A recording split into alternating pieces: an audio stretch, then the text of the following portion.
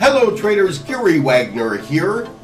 Just about 1 o'clock in San Francisco, 4 o'clock in New York. It is Monday, November 14th, 2016, and this is the Daily Report for Gold and Silver.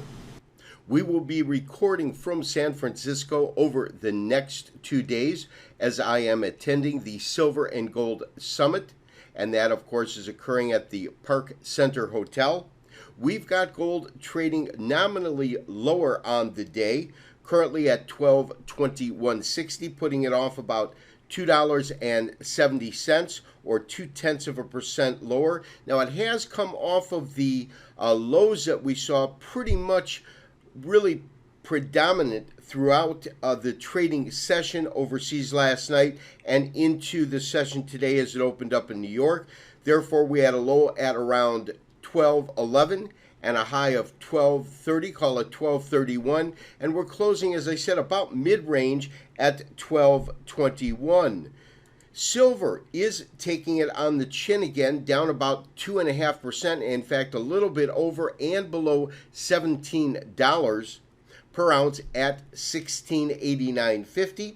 It's traded to a low of $16.65 and a high of $17.50. So you can see we've had a pretty dynamic range. Now, one of the things that really has been influencing the precious metals, of course, is the dollar. Look at the dollar today, up about a full percentage, but historically speaking, it's back at 100. 100 on the dollar index, 100.04, putting it up about 98.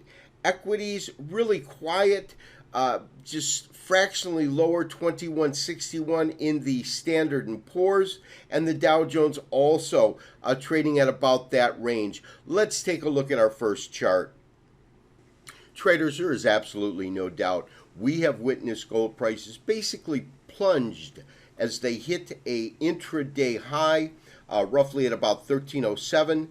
That was just prior to the election coming out, sold off really for the following days just coming into the election. And then, of course, you have this tremendous spike right in here, which took the market up above 1325. Actually, our high was, 1335, 1336 in that area, only to close dramatically lower. That was followed, of course, throughout the week as this market came lower. But what we find interesting today is the actual intraday low and the fact that it lines up quite eloquently with a 50% retracement at around 1209. You can see that 1209 here, and that represents a move from these lows at around 1043 up to the top at about 1375 and this 50% retracement, first of all. Second of all, you also see that we have some historical data that came in roughly end of May of this year, in which we hit these lows, and these lows that came in were at around 1199.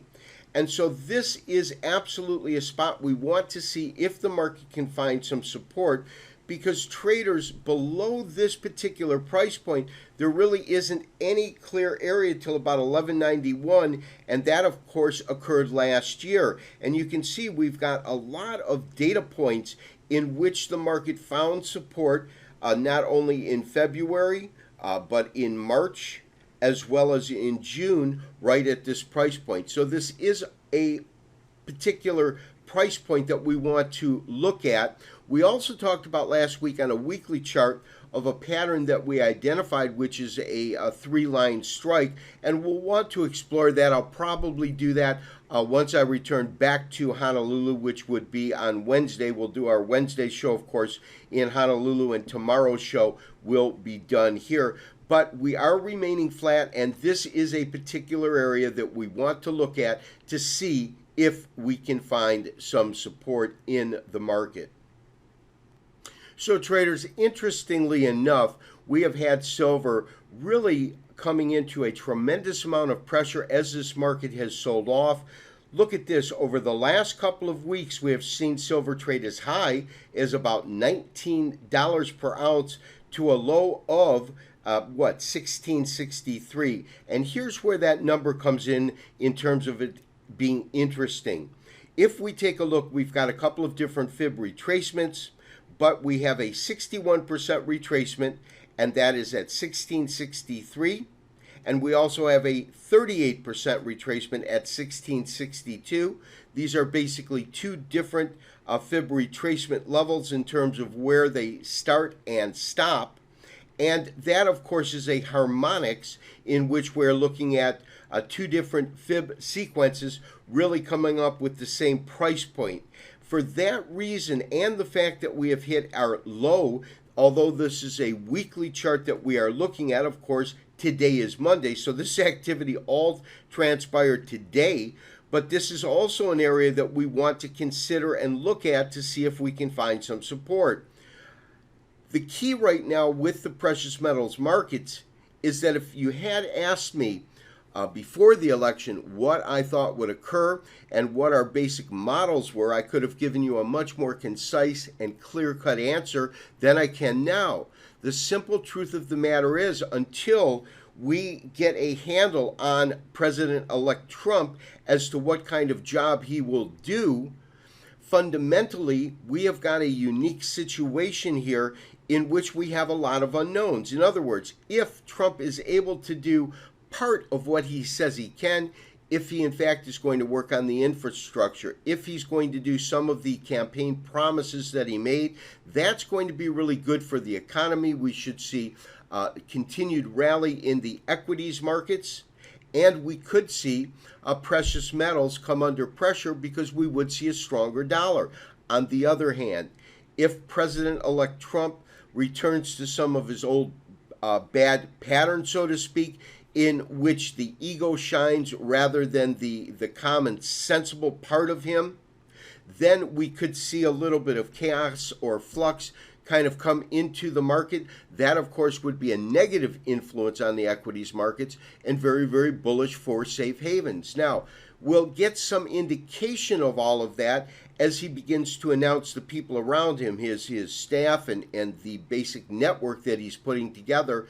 But we won't get a real good sense or feel until President-elect becomes the president, and that won't happen until next year. So we could be in for some interesting times now. The one thing I'll say about next year right now is that I can't tell you if I believe it's going to go sharply higher or sharply lower.